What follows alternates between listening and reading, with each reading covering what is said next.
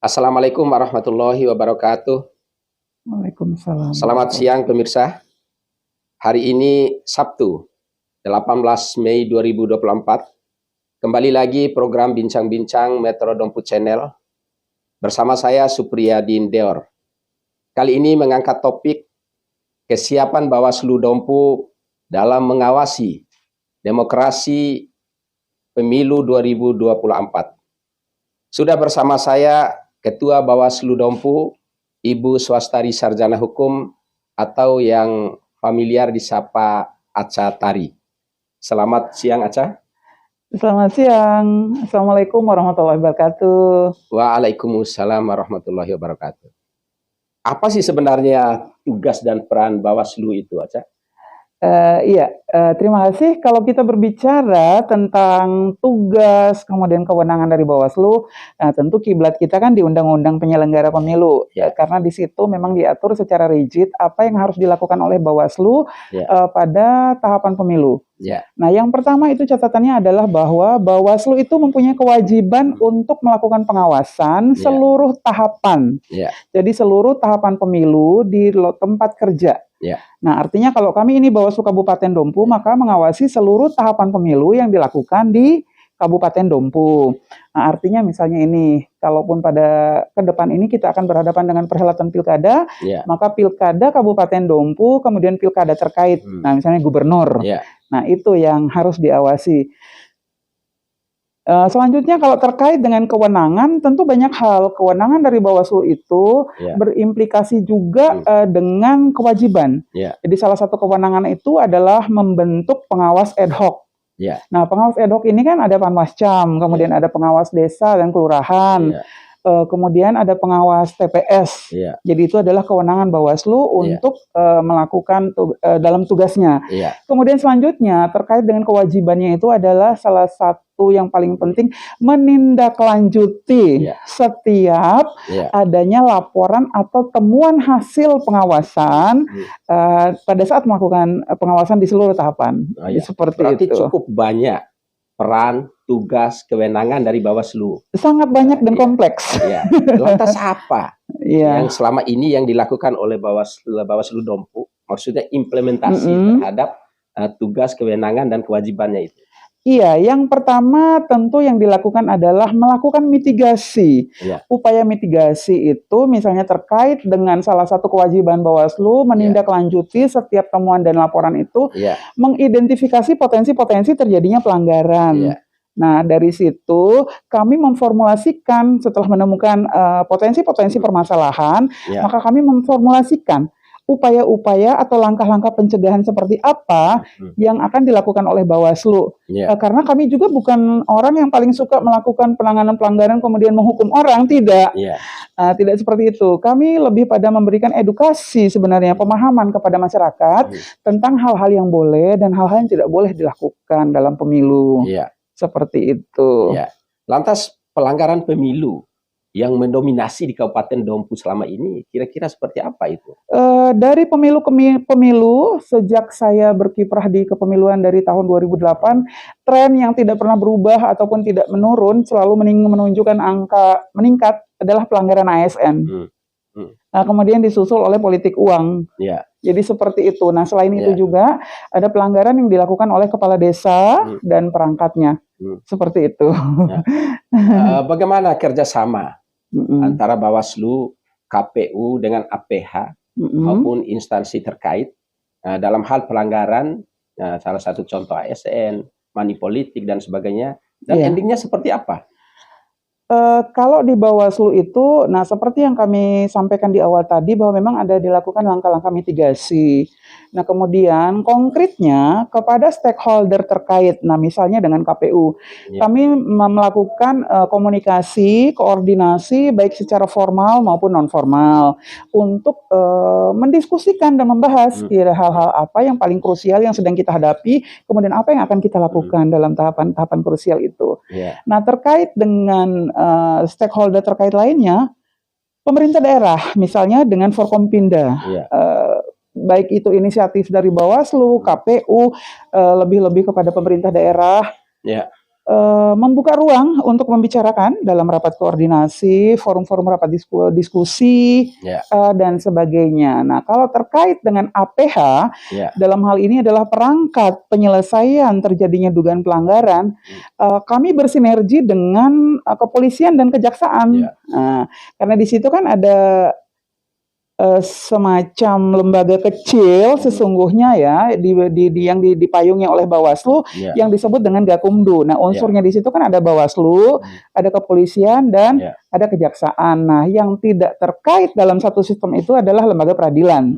Nah, pengadilan ini akan memutus terkait dengan dugaan pelanggaran pidana yang ditangani oleh sentra Gakumdu.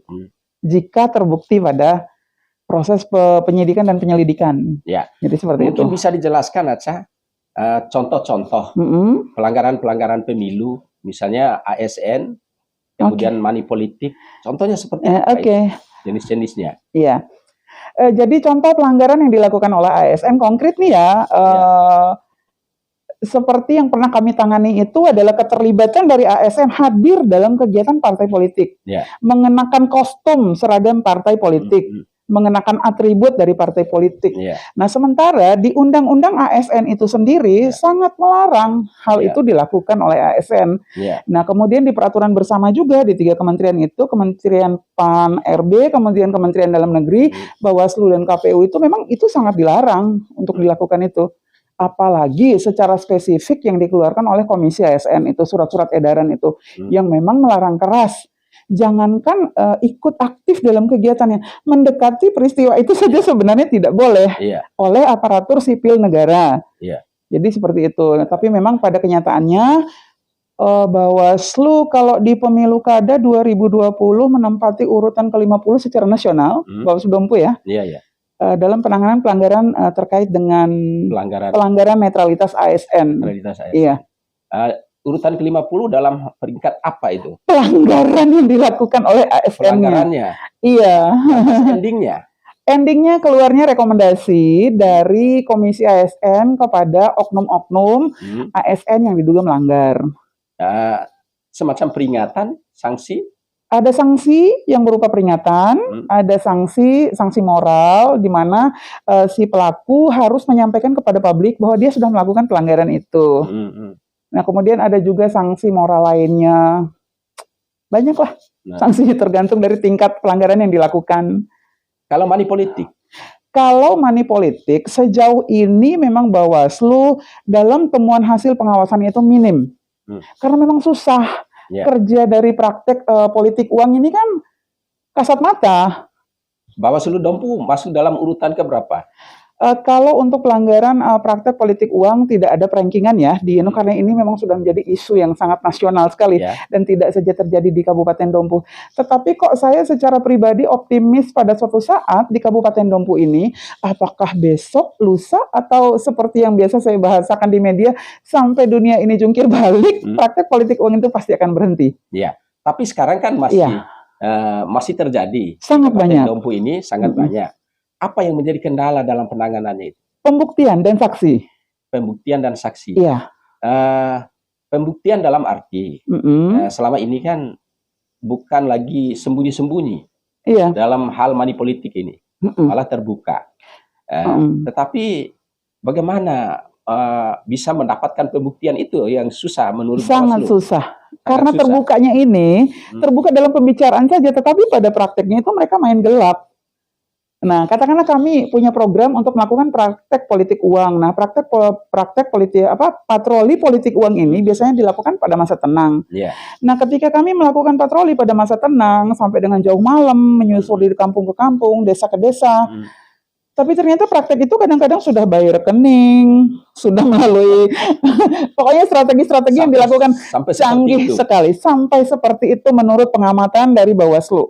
Apa saja tadi upaya yang dilakukan Bawaslu selain operasi turun langsung ke lapangan dan sebagainya dalam rangka meminimalisir daripada money politik ini?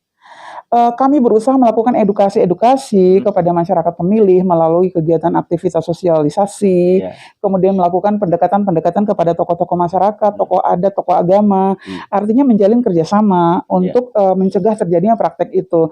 Tetapi apakah yang menjadi pertanyaan saya, apakah memang ini menjadi upaya kami yang belum maksimal atau respon dari tokoh-tokoh yang saya sebutkan tadi tidak terlalu bagus, atau memang kesadaran dari masyarakat sendiri itu yang belum ada? Yang belum ada ya. Iya. Tetapi upaya yang dilakukan Bawaslu sesuai tupoksinya sepertinya sudah dilaksanakan. Saya tidak berani mengacungkan jempol untuk diri sendiri, tetapi saya meyakini bahwa Bawaslu, mulai dari Bawaslu RI, Bawaslu Provinsi, Bawaslu Kabupaten, sampai dengan perangkat di PTPS, sudah sangat melakukan upaya-upaya maksimal untuk melakukan pencegahan. Ya. Kemudian terkait dengan pelanggaran konstitusi. Ya, apa yang sudah, pelanggaran apa yang terjadi di Kabupaten Dompu ini, dan sudah sampai di mana finalnya daripada pelanggaran ini? Kalau berbicara tentang pelanggaran konstitusi kan berarti pelanggaran yang diatur dalam undang-undang. Nah, sekarang kita berbicara tentang undang-undang pemilu, maka ada 4 kategori pelanggaran di sana. Ada pelanggaran administratif, ada pelanggaran etik. Nah, pelanggaran administratif ini adalah pelanggaran yang dilakukan terhadap aturan-aturan yang mengatur tentang teknis kepemiluan. Artinya aturan KPU. Jadi seperti itu. Nah, kemudian yang selanjutnya itu adalah pelanggaran etik. Nah, pelanggaran etik ini kita berbicara tentang penyelenggara pemilu itu sendiri, termasuk di dalamnya Bawaslu sebagai pengawas.